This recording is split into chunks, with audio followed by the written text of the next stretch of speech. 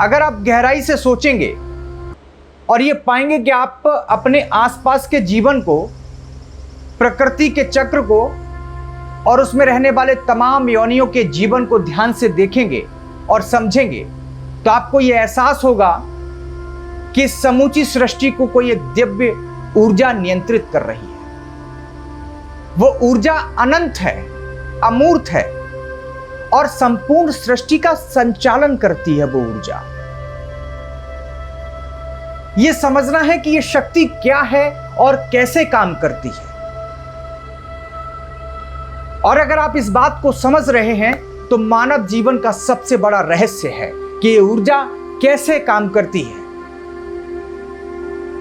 और एक जो सबसे महत्वपूर्ण बिंदु है, वो महत्वपूर्ण बिंदु यह है कि हम मानव शरीर में आकर हमने कुछ बनाया है। अच्छा बनाया या बुरा बनाया, इसका निर्णय तो मैं नहीं कर सकता हूं, लेकिन इसका निर्णय आप कर सकते हो। क्योंकि इंसान ने धर्म, जाति, संप्रदाय, पंथ ये सभी बनाए हैं। आप अगर ये सोचते हो कि धर्म, जाति, संप्रदाय, समूह, संगठन ये सब कुछ प्रकृति के द्वारा निर्माण किए गए हैं, तो ये आप बिल्कुल गलत सोचते हो, क्योंकि ये सभी मानव द्वारा निर्मित व्यवस्थाएं हैं। लेकिन सच पूछो तो इन सभी व्यवस्थाओं का कोई अस्तित्व नहीं है। ये व्यवस्थाएं केवल तब तक अस्तित्व में हैं जब तक आप और हम हैं। क्या आपने कभी सोचा है कि मानव के अतिरिक्त, यानी हम लोगों के अलावा, ये व्यवस्थाएं अन्य जातियों में या अन्य योनियों में क्यों नहीं पाई जाती हैं? उत्तर यह है इसका कि वास्तव में इन चीजों का कोई अर्थ नहीं है। लेकिन अगर कुछ सत्य है तो वो एक है, एक चीज महत्वपूर्ण है, वो है जीवन। और जीवन का सार सकारात्मकता, प्रेम और मानवता के साथ जीने में है।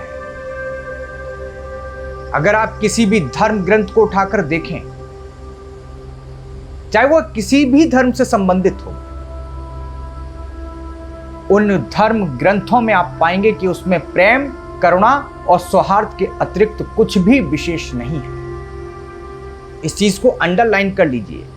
आप किसी भी धर्म ग्रंथ को आप उठाकर देख पाएंगे और उसको पढ़ेंगे तो एक ही चीज पाएंगे, एक ही उत्तर पाएंगे। प्रेम, करुणा और सौहार्द के अतिरिक्त किसी भी धर्म ग्रंथ में के अलावा कुछ भी विशेष नहीं है। और आपको एक चीज मैं आपको बता दूं कि जीवन की असली सच्चाई यही है। जीवन की असली सच्चाई यही है कि हमें अपने जीवन को प्रेम पूर्वक, करुणा के साथ और आपसी सौहार्द के साथ जीना चाहिए। ये तमाम प्रकार की लड़ाइयां, झगड़े, वाद विवाद, ये सब हमारे द्वारा रचे गए हैं, हमने बनाए हैं इनको।